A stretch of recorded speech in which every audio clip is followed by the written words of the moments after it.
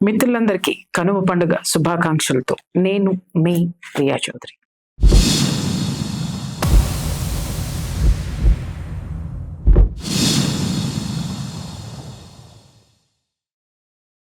మిత్రులారా, నిన్న నాకు నైట్ అనుకుంటా ఒక మిత్రుడు నాకు ఒక ఎపిసోడ్ పంపించాడు, ఒక వీడియో. అది చూశాను, ఆ వీడియో చూశాను. అది ఏంటి అనంటే, ఒక మహిళా జర్నలిస్ట్, ఆమె ఇప్పుడు ఒక యూట్యూబ్ ఛానల్ పెట్టుకొని ఆ ఛానల్ని సక్సెస్ఫుల్గా రన్ చేస్తుంది. ఒక మహిళ యూట్యూబ్ ఓపెన్ చేసింది, చక్కగా తనకున్నటువంటి జర్నలిజం నాలెడ్జ్ తోటి మంచి విషయాల్ని, ఇన్ఫర్మేషన్ని ఇస్తూ ఛానల్ స్టార్ట్ చేసింది. తను ఒక కొత్త సబ్జెక్టుని తీసుకుందనమాట.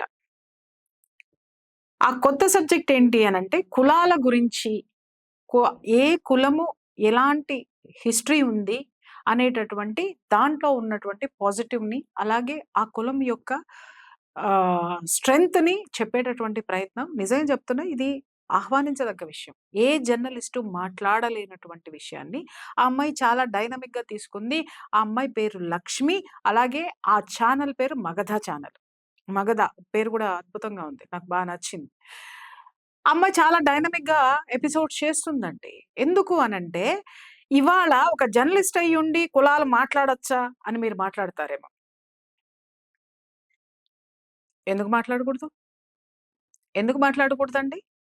కులం అనేటటువంటిది అంటరానిదైనప్పుడు, మరి అదే కులాలను ఉదహరించి చాలామంది చాలా లబ్ధి పొందుతున్నారు. భారత రాజ్యాంగాన్ని అనుసరించి పదవులు పొందేటటువంటి రాజకీయ నాయకులందరూ కులాల ప్రాతిపదికన కాదా ఇవాళ మనుషులు విభజించి పాలిస్తున్నటువంటి వాళ్ళు. అలాగే మనుషుల్లో ఈ కులాల ప్రస్తావన తీసుకొచ్చి మరి వాళ్ళని క్యాష్ చేసుకుంటా ఓటు బ్యాంక్‌గా మార్చుకుంటున్నటువంటిది వీళ్ళు కాదా?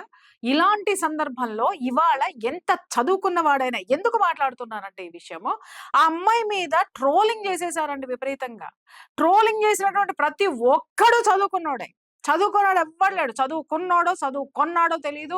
మరి మహిళలు కూడా దీని మీద ఎపిసోడ్‌కి ఆ అమ్మాయికి కౌంటర్‌గా చేశారో లేదో నాకు తెలీదు. కొన్ని వీడియోస్ మాత్రం నేను చూసాను. చూసిన తర్వాత మూకుమ్మడి దాడే అన్నమాట. ఒక వర్గానికి సంబంధించినటువంటి ఆ దాడి ఆ అమ్మాయి మీద చూసిన తర్వాత నాకు దాంట్లో అర్థమైంది ఏంటి అనంటే, ఆ అమ్మాయి చేసిన విషయం ఏంటి అనంటే, ఆ అమ్మాయి కమ్మ కులం గురించి ఒక ఎపిసోడ్ చేసిందండి. ఆ కమ్మ వాళ్ళు ఎలాంటి వృత్తుల్లో వాళ్ళు ఇమిడిపోయి ఉన్నారు. అలాగే ఈ సమాజంలో వాళ్ళు ఏ దాంట్లో ఒక స్థితిలోకి వెళ్లారు అనేటటువంటి ఇష్యూస్‌నన్నిటిని ఆ చరిత్ర గురించి చెప్పుకుంటూ ఆ అమ్మాయి ఒక లాస్ట్‌లో ఒక మాట మాట్లాడిందంటే, అది నాకు వీడియోలో చూసాను. నాకు కనపడలేదు. తర్వాత మరి ఆవిడ కట్ చేసారో మరేమో నాకు ఆ డీటెయిల్స్ తెలియవు గానీ, హ్మ్. దాంట్లో ఆవిడ మాట్లాడుతూ అంటే ఈ వీడియోలు చూసిన తర్వాత నాకు అర్థమైంది ఏంటి అనంటే, సంక్రాంతి పండుగ కమ్మవారి పండుగ అని చెప్పిందండి. అంతే. మొత్తం ఆ పిల్లని పట్టుకొని ట్రోలింగ్ చేసి పడేశారు. ఇక్కడ ఒక అంశం ఏంటంటే, మనం అర్థం చేసుకునేటటువంటి స్థితిలో కూడా ఇక్కడ ఉంటుందండి. ఇవాళ కమ్మ వాళ్ళకి వ్యవసాయం అనేటటువంటిది ముఖ్యమైనటువంటి ఆధారం. వ్యవసాయాన్ని వృత్తిగా ఎంచుకున్నటువంటి వాళ్ళు కమ్మవాళ్ళు. అలాగే వాళ్ళకి ఈ నేను నిన్న కూడా ప సంక్రాంతి ఎపిసోడ్ వచ్చినప్పుడు కూడా ఎపిసోడ్ చేసేటప్పుడు కూడా నేను చెప్పాను. అరే! సంక్రాంతి వచ్చిందంటే చాలా పండగగా ఉండేది. పండుగ వాతావరణం ఉంటది అందరి ఇళ్లల్లోనూ. మా ఇంట్లో ఇంకా ఎక్కువుంటుంది. ఇదిగో వచ్చిన వాళ్ళందరికీ ఇలా అన్ని హరిదాసులకి ఈ విధంగా రిసీవ్ చేసుకునేవాళ్ళం. గంగిరెద్దులొస్తే ఈ విధంగా చేసేటవాళ్ళం. అలాగే ముగ్గులేసుకునేవాళ్ళం. చాలా అద్భుతంగా నేను కూడా మాట్లాడానండి. కాకపోతే ఇక్కడ పాపం ఆ అమ్మాయి చేసిన విషయం ఏంటంటే, కమ్మవారి పండుగ అందండి. అక్కడొచ్చింది తిప్పలు. అక్కడ ఆ అమ్మాయి అనేటటువంటి ఉద్దేశాన్ని నిజంగా చెప్తున్నాను గదా! ఒక్కసారి గుండెల మీద చెయ్యేసుకొని చెప్పండి. ఒక పండగని ఓన్ చేసుకోవడం తప్ప. ఆ అమ్మాయి ఇది కమ్మవారికి మాత్రమే పండగ. మిగిలిన వాళ్ళందరూ చేసుకుంటున్నారు. ఎందుకు చేసుకుంటున్నారని ఆ అమ్మాయి ప్రశ్నించలా. వ్యవసాయాన్ని ముఖ్యమైనటువంటి వృత్తిగా, ముఖ్య ఆధారంగా చేసుకొని వ్యవసాయ ఆధారిత కుటుంబాలు ఆ కులము కాబట్టి ఈ సంక్రాంతి అనేటటువంటిది వాళ్ళ పండుగ. అంటే ఆ రోజు సంతోషంగా, ఎందుకంటే పంటలు ఇంటికి వస్తాయి. ఎందుకంటే నేను ఒక రైతు కుటుంబంలో పుట్టి వచ్చాను. మాది కూడా ఊర్లో ఉన్నటువంటి కుటుంబాలే కాబట్టి నేను అవన్నీ చిన్నప్పటి నుంచి చూసాను కాబట్టి చెప్తున్నాను నేను. వేరే వాళ్ళు వెంటనే ఇమ్మీడియేట్‌గా అందేసుకున్నారండి అందరూ గూడా. ఏంటి అనంటే, "అవునా! ఇది కమ్మవారి పండుగ. మాకు తెలియలేదే ఇప్పటి వరకు.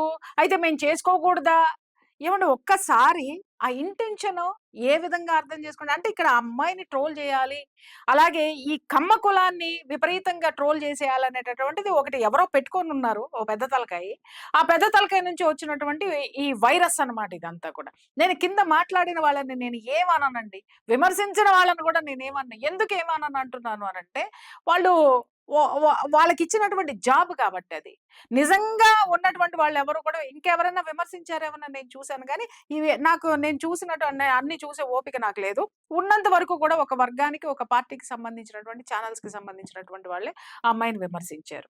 అరే! ఇది కమ్మవారి పండుగండి అని గర్వంగా చెప్పుకోవడం తప్పా అండి? అరే! ఆ అమ్మాయి ఏమంది? ఆ పండుగని ఓన్ జేసుకున్నారు అనేటటువంటిది చెప్పింది గానీ, కమ్మవారు మాత్రమే సృష్టించారు పండగని ఆ అమ్మాయి ఏమన్నా చెప్పిందా? మరైతే నేను అది చూసిన ఎపిసోడ్‌లో నేను చూపిస్తా.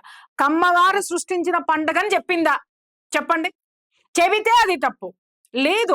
సరే ఆ అమ్మాయి అలా అన్నా కూడా మీకు అభ్యంతరము అని అనుకున్నప్పుడు, ఆ ఒక్క వాక్యాన్ని ఏదైతే ఉందో దాన్ని సరిచేసే ప్రయత్నం చేస్తారు ఎవరైనా గాని.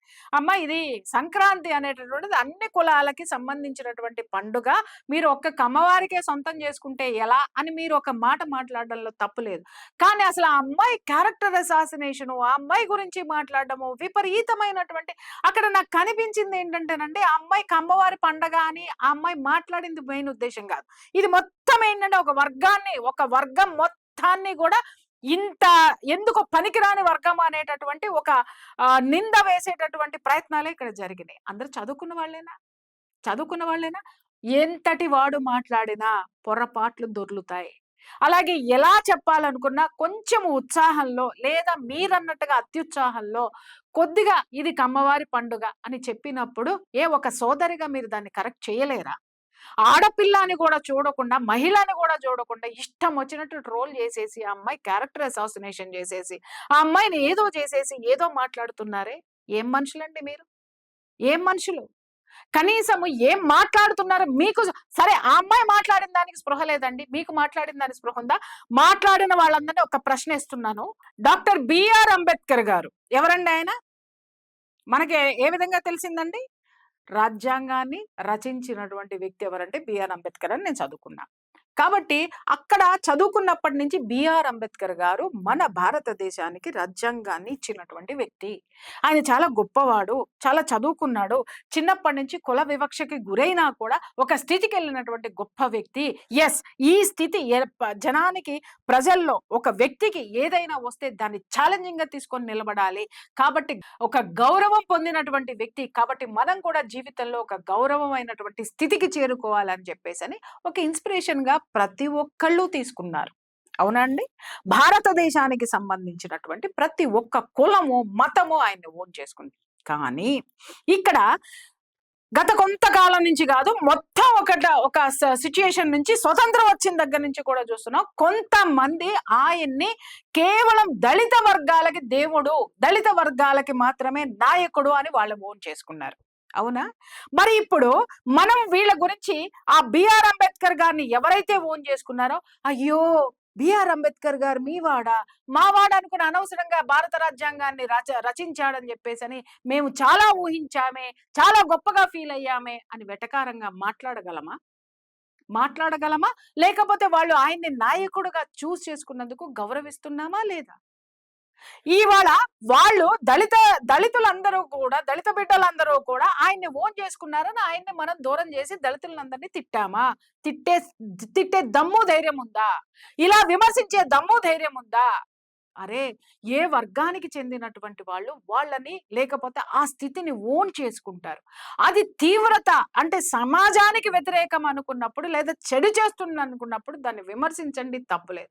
అరే! ఇది కమ్మవారి పండుగ అనంటే నిజంగా కమ్మవాళ్ళందరూ ఎక్కువ చేసుకుంటారనేటటువంటి ఉద్దేశంతో ఆ అమ్మాయి మాట్లాడి ఉండుండొచ్చు కదా!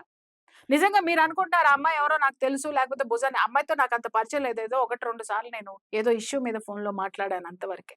అమ్మాయి నాకు పెద్దగా పరిచయం గూడా లేదు. కానీ అమ్మాయి ఎంత నేను రాత్రి కాన్సంట్రేట్ జేశానండి.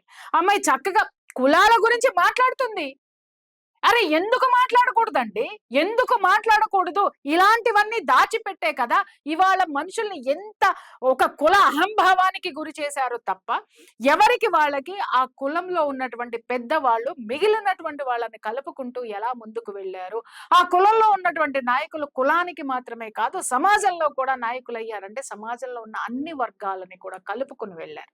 బిఆర్ అంబేద్కర్ గారు కేవలం దళితుల కోసమే రాజ్యాంగం రాశారా అని మనందరం రాజ్యాంగాన్ని వదిలేసి పక్కన కూర్చోగలమా? మీరు మాట్లాడింది అలాగే ఉంది. అయ్యో! అదేంటి బిఆర్ అంబేద్కర్ గారు దళితులకి సంబంధించినటువంటి నాయకుడా? దళితుడా? అయ్యో! ఈయన రాసిన రాజ్యాంగం మాదనుకున్నామే ఇన్ని రోజులు అని మాట్లాడితే ఎంత హాస్యాస్పదంగా ఉంటదో. అరే! సంక్రాంతి కమ్మోళ్ళ పండగ. అబ్బా! ఎందుకులే అసలు ఆమె గురించి మాట్లాడొద్దులే. ఏంటండి ఇది? ఏం మాట్లాడుతున్నారు? కనీసము ఆ అమ్మాయి మాట్లాడిందేంటి? మీరు మాట్లాడుతూ ఇక్కడ ఉద్దేశ్యం ఏంటంటేనండి, ఆ అమ్మాయి భుజాల మీద నుంచి ఒక వర్గం మీదకి గన్ను ఎక్కిపెట్టారు. దానికి ఆ అమ్మాయి బలైందండి. ఆ అమ్మాయి బలైంది. కనీసం ఒక మహిళని గౌరవించమని చెప్పనటువంటి ఎవరైతే మీకు ఈ ఇన్ఫర్మేషన్ ఇచ్చినటువంటి వాళ్ళని ఏమందాం? ఏమందామండి?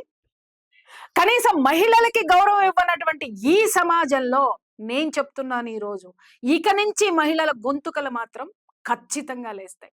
పిచ్చి పిచ్చి తిట్లు తిట్టి, పిచ్చి పిచ్చి వ్యవహారాలు చేసే లెక్కైతే ఆ తిట్టేవాళ్ళు అక్కడే ఉంటారండి. సమాజాన్ని మార్చాలని ముందుకు వెళ్ళేవాడెప్పుడు కూడా వాళ్ళని ఆపేటటువంటి దమ్ము, ధైర్యము ఎవ్వడికీ లేదు.